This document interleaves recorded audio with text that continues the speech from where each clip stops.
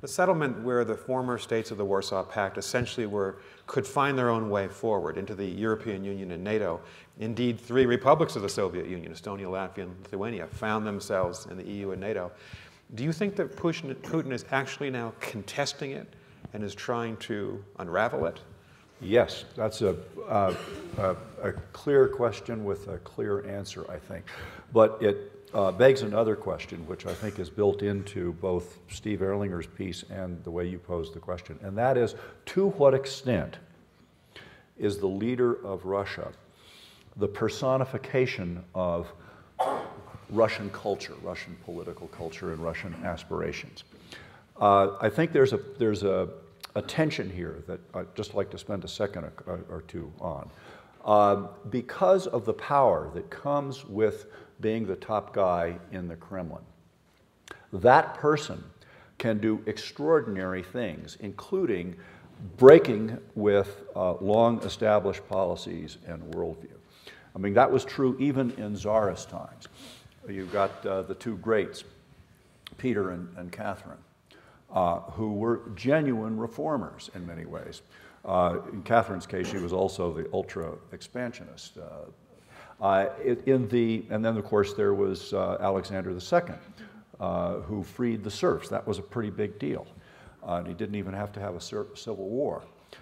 In the Soviet period, there was only one real reformer who made a break with the basics of the Soviet pattern of behavior, both within its own borders and abroad, and that was Gorbachev.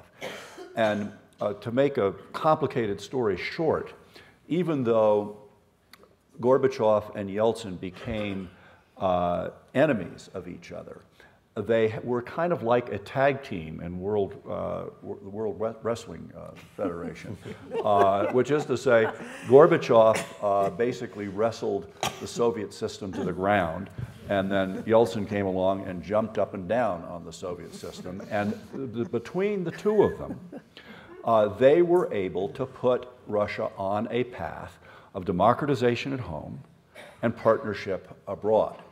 Then comes a huge irony. Yeltsin picks as his successor somebody from total obscurity who had never risen higher than lieutenant colonel in the KGB, and we can discuss why he never rose higher at some point, because we will go right there after. And